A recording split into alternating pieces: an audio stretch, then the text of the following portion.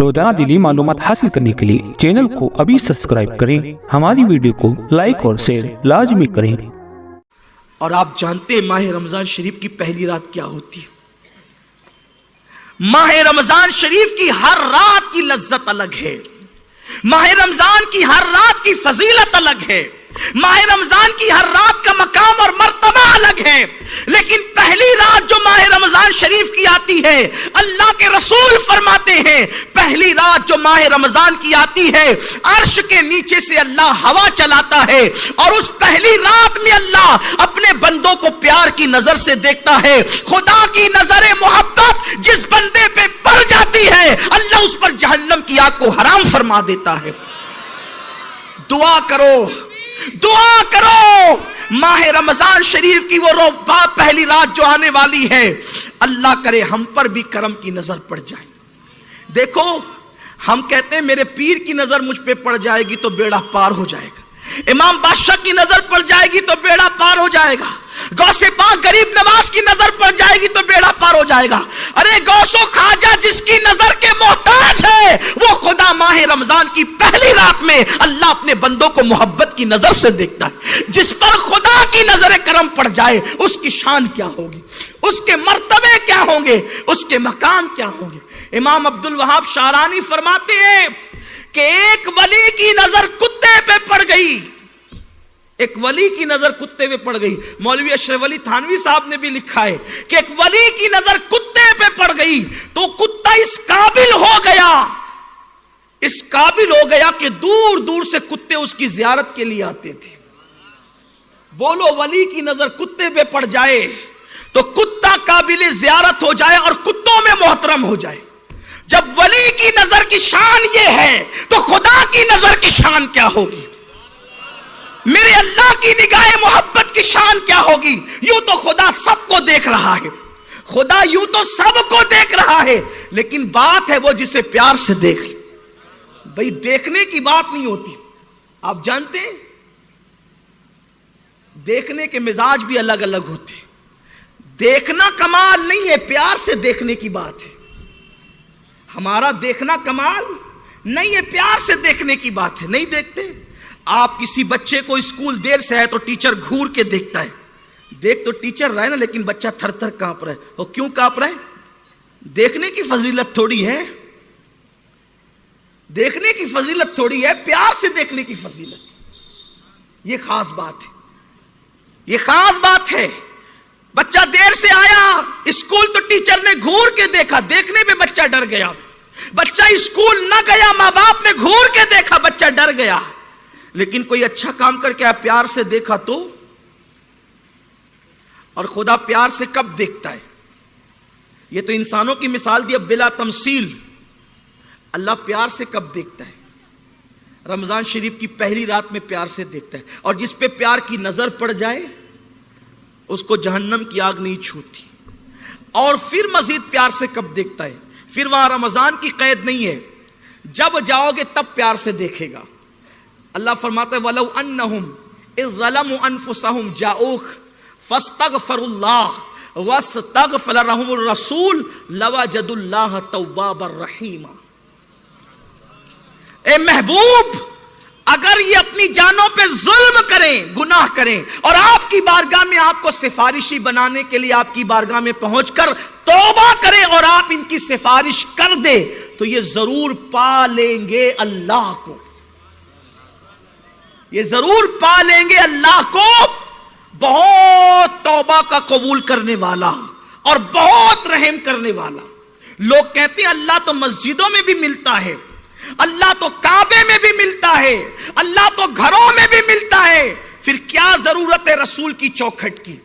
ارے ملتا ہر جگہ ہے، لیکن صفت قہاری سے ملے گا تو تجھے تباہ کر دے گا۔ وہ تو ملا تھا فرعون کو بھی نا، لیکن ڈبا دیا دریا میں۔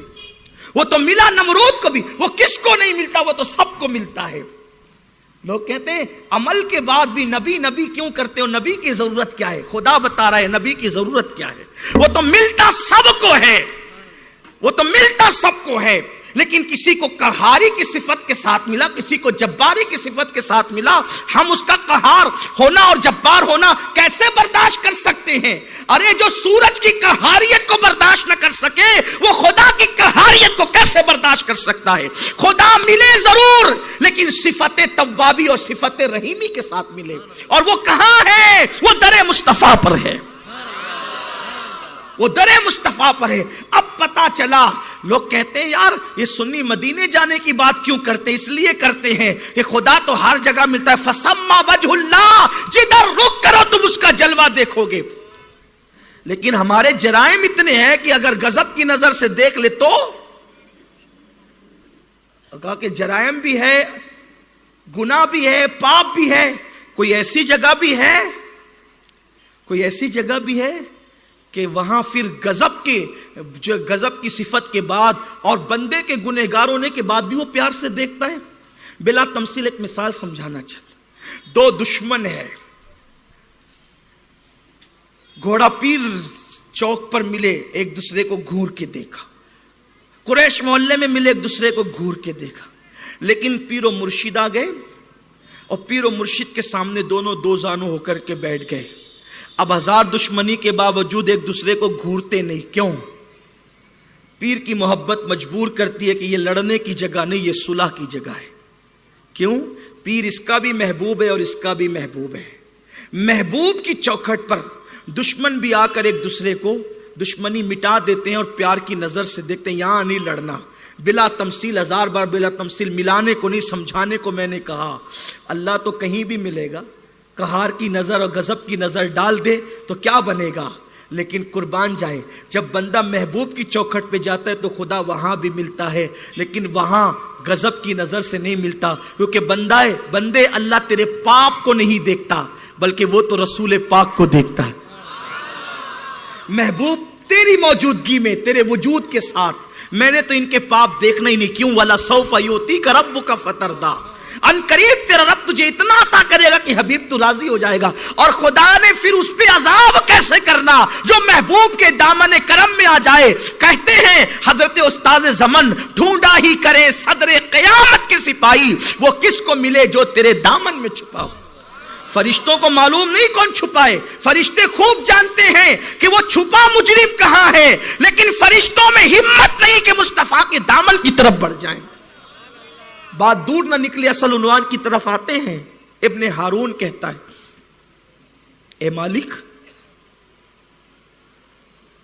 میری ماں نے مجھے ڈانٹا اور کہا بدبخت, ماہ رمضان شریف کی پہلی رات میں تو شراب پی کر کے آیا, رمضان شریف کی پہلی رات میں تو نے جرم کیا, شراب پی تو نے, اور پھر میری ماں نے میرے چہرے پہ ایک تماچا مارا اور تماچا مار کر کے مجھ سے کہا تو نے کیا کیا؟ ابن ہارون کہتا ہے, مالک, میری ماں نے تو مجھے ایک تماچا مارا مگر میں نشے کی حالت میں تھا, شیطان کے ہاتھ کا کھلونا بن گیا. میں نے پلٹ کر غصے میں آ کر اپنی ماں کو کئی تماچے مارے. نشہ کرنے والا اپنی بیٹی کے ساتھ زنا بھی کر سکتا ہے, نشہ کرنے والا اپنی بیوی کو نشے کی حالت میں طلاق بھی دے سکتا ہے, نشہ کرنے والا کسی کو قتل بھی کر سکتا ہے. کاش ہمارا ملک نشے کی لعنت سے پاک ہو جائے. ہم ہندوستان میں صرف مسلمانوں کو نہیں بلکہ ہر ہندوستانی کو نشے سے پاک دیکھنا چاہتے ہیں. اس لیے کہ اسلام صرف مسلمانوں کے لیے نہیں آیا, اسلام سارے انسانوں کے لیے آیا ہے. اور کاش ایسا ہو جائے کہ ہمارے ملک سے نشے کا خاتمہ ہو جائے. اگر صرف ہمارے ملک سے نشے کا مکمل خاتمہ ہو گیا تو صرف 20 سال کے اندر ہمارا ملک امریکہ اور برطانیہ سے آگے پرواز کرتا ہوا نظر آئے گا.